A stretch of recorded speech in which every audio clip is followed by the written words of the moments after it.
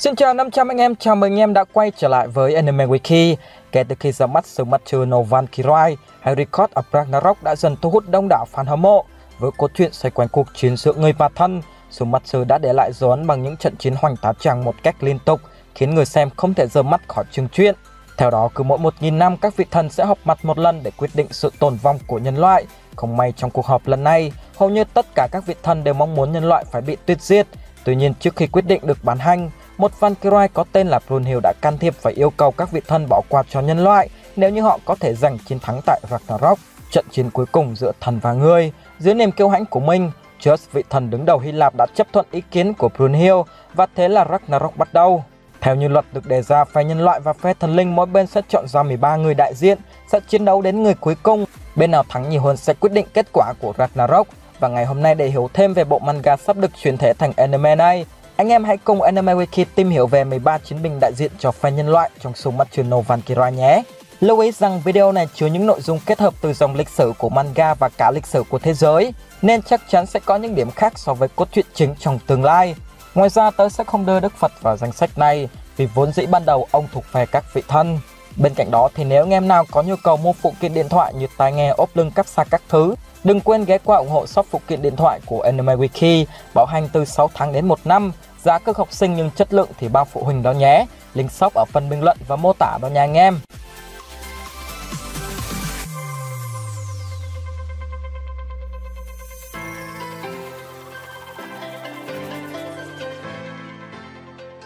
Người đầu tiên trong 13 chiến binh là Phụng Tiền Lữ Bố. Chắc hẳn không ai là không biết cái tên này, một vị tướng hùng mạnh và nổi danh khắp chiến trường Trung Hoa. Ông được người đời ca tụng là chiến binh vô địch thời hậu Hán. Trong lịch sử Trung Quốc, Lữ Bố được nhiều người tôn thờ vì đã tiêu diệt tên gian thần Đổng Trác. Về sau, ông ngày càng nổi danh bởi các chiến tích khi chạm trán với những nhân vật máu mặt trong Tam Quốc như Trương Phi, Lưu Bị và Quan Vũ. Trong suốt cuộc đời chiến đấu của mình, với vũ khí là Phượng Thiên Họa Kích nặng đến 45 kg cùng với con chiến mã xích thố, Lữ Bố đã đem đến không đến xuể nỗi sợ hãi cho quân địch lẫn quân Minh. Trong manga Sumatsu, dù ngoại hình đã có nhiều thay đổi so với lịch sử chính thống, song sức mạnh và sự oai hùng của Lữ Bố vẫn được giữ nguyên nhằm đem đến cho độc giả cảm giác mãnh liệt còn lưu lại nơi chiến trường Tam Quốc. Người thứ hai là Adam, con người đầu tiên được Chúa Trời tạo ra trong vườn địa đàng, vô cùng nổi tiếng với câu chuyện trái cấm và ác quỷ Satan, cũng như bắt đầu khái niệm cái chết của loài người trong Thiên Chúa giáo. Adam được tái sinh và trở thành một trong 13 chiến binh diệt thân. Bằng tình yêu bao la dành cho nhân loại, nói giống do chính mình tạo ra, Adam đã có một màn combat đầy quyết liệt với thần tối cao Zeus nhằm ngăn chặn sự hủy diệt của thần linh giáng xuống loài người. Người thứ ba là Sasaki Kojiro, có thể xem là nhân vật phụ trong câu chuyện về thiên tài kiếm thuật Miyamoto Musashi của Nhật Bản. Sasaki Kojiro là một kiếm khách tài ba và được mệnh danh là kẻ thất bại vĩ đại nhất lịch sử. Thuở còn sống, Sasaki đã trải qua vô số lần thất bại, để rồi từ đó phát triển cho mình bí kiếm lừng danh Ganryu. Trong Sumatsu, hình tượng Kojiro được tác giả sáng tạo khác xa so với lịch sử chính thống. Nếu ở hiện thực là kẻ thích ăn mặc đồng bóng, ngạo mạn và xảo quyệt, thì trong đấu trường và Hala, Kojiro là một kiếm khách cực kỳ mạnh mẽ, đủ sức để đánh bại vị thần biển cả Poseidon. Người thứ tư là Jack the Ripper, lại là một cái tên vô cùng nổi tiếng và rất là tai tiếng. Một kẻ giết người hàng loạt tại London vào những năm 1888, Jack the Ripper hay còn được biết đến với cái tên là Jack Phanh Thây. Cho đến tận ngày nay, vẫn còn nhiều lời tranh cãi về dung mạo của tên sát nhân điên loạn này, cũng như 5 vụ án kinh điển liên quan đến hắn ta mà vẫn chưa có lời giải đáp hợp lý. Những đối tượng Jack thường nhắm tới chính là các cô gái hành nghề mại dâm trong khu ổ chuột. Đặc điểm chung là họ thường bị rạch cổ, cắt xéo các bộ phận trên cơ thể và nội tạng. Thế nhưng trong Sumatsu, Jack the Ripper xuất hiện dưới hình dạng của một người đàn ông có tuổi, trang phục thì rất lịch sự, ra dáng một luật sư hơn là một tên đồ tể. Chính điều này đã tạo ra một cái nhìn hoàn toàn mới về Jack the Ripper, và trong suốt trận chiến với đại anh hùng Hercules, Jack đã thể hiện tại sao anh ta lại là tên giết người nổi tiếng và bí ẩn nhất lịch sử. Người thứ năm là Raiden Tamemon, có tên thật là Sekitaro Kichi. Anh là đấu sĩ sumo mạnh nhất lịch sử Nhật Bản. Cho đến ngày nay, Raiden vẫn giữ vị trí đứng đầu trong bảng xếp hạng những đấu sĩ sumo có tỷ lệ thắng cao nhất mọi thời đại. Trong Sumatsu, khác hẳn với tưởng tượng của chúng ta về một võ sĩ sumo đầy mỡ, ngực rung lên như bọng nước trong từng bước đi, thì Raiden được xây dựng giống như một lực sĩ với cơ thể khổng lồ, cánh tay dài cùng với bàn tay to lớn. có thể tung ra như đòn đánh với uy lực giết chết đối thủ ngay lập tức. Theo như dòng lịch sử của Schumacher, ngay từ khi con bé, Raiden đã có thể lực hơn người. Để cứu ngôi làng của mình do thảm họa từ núi lửa, anh chàng đã một mình đi đến kinh đô. Theo học sumo từ Urakaze, một võ sĩ sumo nổi tiếng thời bấy giờ, tài năng của Raiden đã được tỏa sáng từ đó. Anh không chỉ có tiền gửi về cho ngôi làng của mình mà còn trở thành một võ sĩ bất bại trên sàn đấu. Người thứ 6 là Qin Shi Huang, hay còn gọi với cái tên quen thuộc là Tần Thủy Hoàng, một vị vua vô cùng nổi tiếng trong lịch sử Trung Hoa trước công nguyên. Ông đồng thời cũng là vị hoàng đế đầu tiên thống nhất toàn cõi Trung Hoa sau khi tiêu diệt 6 nước chư hầu. Với tài năng của mình, Tần Thủy Hoàng đã đưa ra nhiều cải cách về chính trị, quân sự, tài chính v.v. để qua đó từng bước đưa Trung Hoa phát triển vượt bậc. Có tài là vậy, nhưng theo sử sách ghi chép, Tần Thủy Hoàng đã có rất nhiều tội ác khiến cho hậu thế không thể không phẫn nộ. Trong đó có việc xây dựng vạn lý trường thành và đế chế thuốc trường sinh từ thủy ngân. Nhiều tài liệu cổ từng ghi chép, ngoài trí tuệ, Tần Thủy Hoàng cũng được cho là rất giỏi võ, khi nhiều lần bị Kinh Kha ám sát nhưng không thành. Ông cũng có thể miễn nhiễm với nhiều loại độc tố. Đây là kết quả đạt được từ quá trình khổ luyện với độc của Tần Thủy Hoàng, phòng khi có kẻ phản bội trong hậu cung. Trời, ghê chưa? Ghê chưa? Trở lại với Schumacher, Tần Thủy Hoàng là một nhân vật dù đã lộ diện nhưng vẫn chưa ra sân. Nhưng xét về những sự kiện lịch sử khi còn sống, vị hoàng đế này có lẽ cũng không thua kém gì so với những đấu sĩ đi trước, và có nhiều khả năng rằng năng lực của Tần Thủy Hoàng sẽ liên quan đến thủy ngân, thứ hóa chất mà ông xem là thuốc trường sinh bất tử. Người thứ 7 là Okita Shoji. Okita là một kiếm sĩ thiên tài của Nhật Bản thời cận đại, đồng thời cậu còn là đội trưởng đội 1 của Shingengumi, lực lượng cảnh sát đặc biệt ở Kyoto trong giai đoạn cuối thời Mạc Phẫu.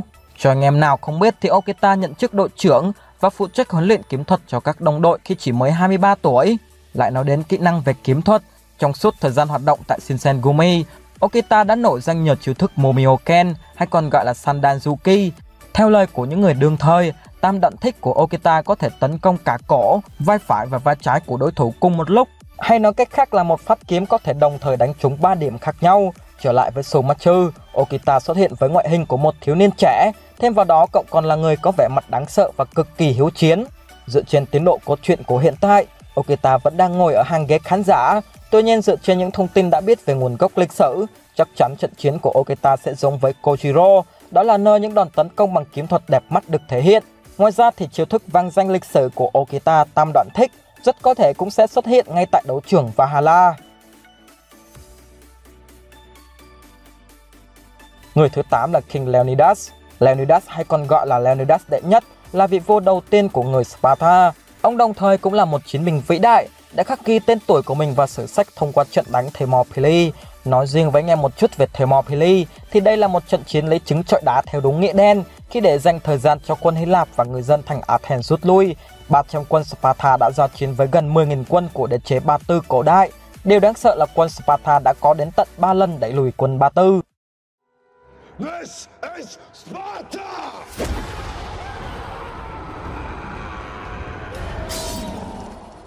Trở lại với Schumacher, Leonidas mặc dù có tên trong danh sách 13 đấu sĩ giết thân, nhưng hiện dung mạo của ông vẫn chưa được tiết lộ.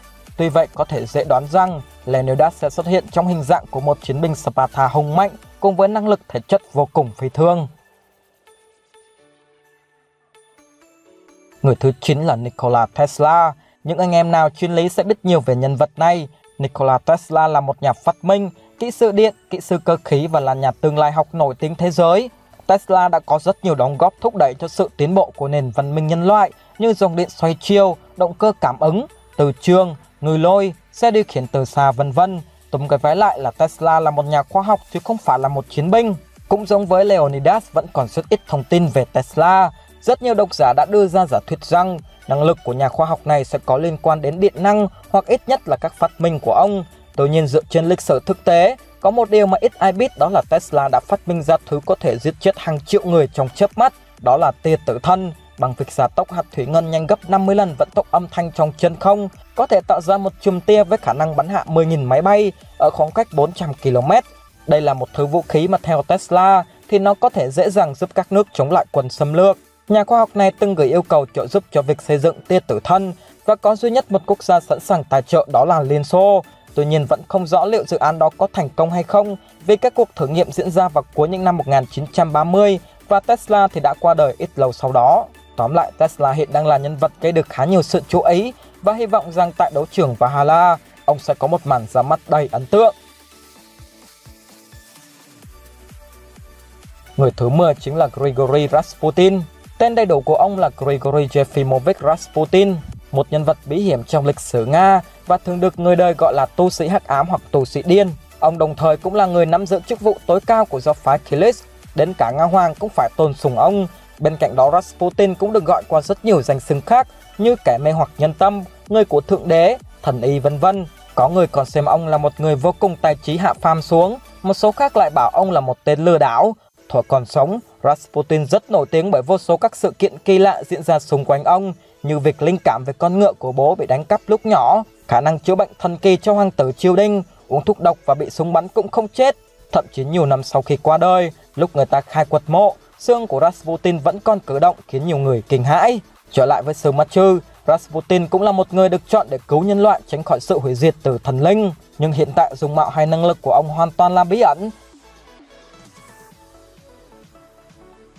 Người thứ 11 là Kintaro. Đây quả thực là một nhân vật ít được mọi người biết đến bởi chỉ xuất hiện trong các câu chuyện dân gian Nhật Bản. Tương truyền rằng Kintaro lúc mới sinh đã có sức mạnh thể chất siêu phàm. Có rất nhiều mẫu chuyện khác nhau về cách Kintaro được sinh ra, và trong đó tiêu biểu là việc mẹ cậu được thụ thai bởi một tia sét từ thần thú xích long.